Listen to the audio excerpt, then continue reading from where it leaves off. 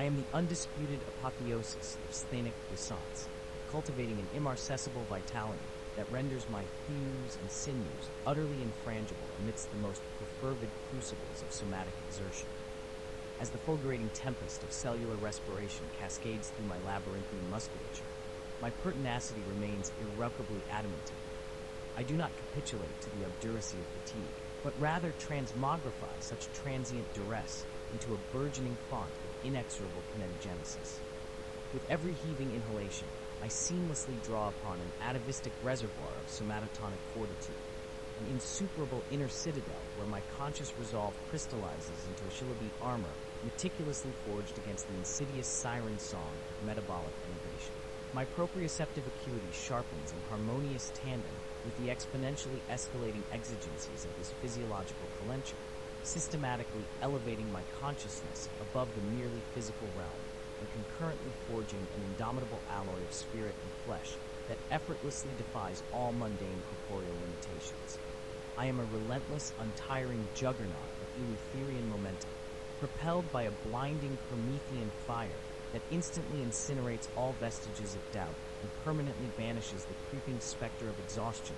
to the ephemeral, forgotten shadows of absolute irrelevance. The uncompromising, relentless cadence of my physical endeavor is a glorious symphony of doughty endurance, a profound testament to the unyielding vigor that saturates the very marrow of my being and obliterates the restrictive boundaries of my perceived corporeal finitude.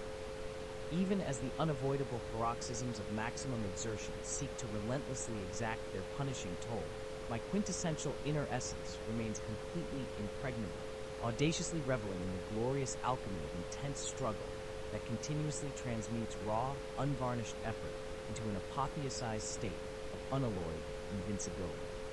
Through the anfractuous corridors of this unprecedented physiological crucible, my cardiovascular pleroma pulsates with an ineluctable irritation, driving highly oxygenated, life-sustaining nourishment into the deepest, most clamant recesses of my taxed muscular architecture. I stand utterly impervious to the insidious susurrus of accumulating lassitude, actively dismissing its pathetic entreaties with a sovereign, unmitigated disdain, as my copious diaphoresis ritually anoints the sacred altar of my continuous, unyielding physical apotheosis.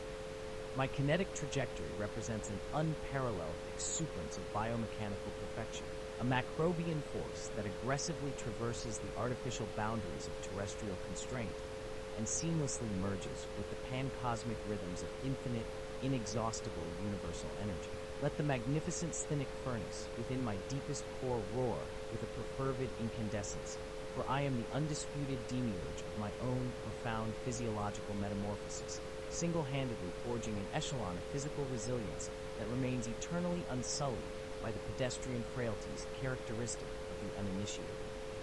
Every demanding repetition, every grueling iteration of this punishing somatic trial is but a fleeting epiphenomenon of my inexorable will, a mere superficial reflection of the adamantine pertinacity that securely resides at the very immovable fulcrum of my existential being. I inhabit an exclusive, elevated sphere of unalloyed puissance, where the very conceptualization of physical failure is entirely and permanently expunged from my cognitive lexicon,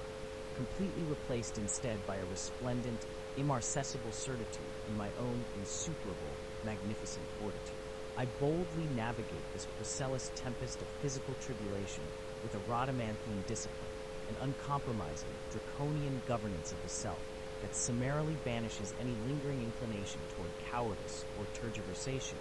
when directly confronted by the mounting spicitude of overwhelming muscular resistance. My internal energy reservoirs are not merely replenished, but rather exponentially magnified by the sheer acidity of my own relentless ambition, an inherent, self-generating impetus that propels me unceasingly toward a transcendent state of ultimate physiological intellect. The rebound echoes of my profoundly rhythmic respiration serve as an analeptic mantra, a powerful acoustic testament to the unflagging vigor that courses dynamically through my vascular pathways and systematically dismantles the illusory paradigms of weakness, hesitation, and capitulation. I am a formidable, redoubtable titan,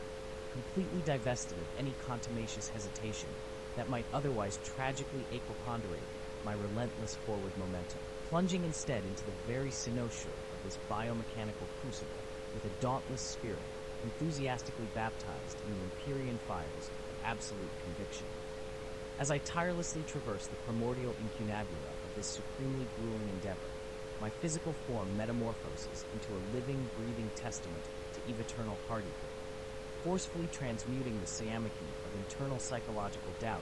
into a tangible, awe-inspiring display of unwavering marmoreal solidity. Let the universally accepted, ephemeral constraints of standard human frailty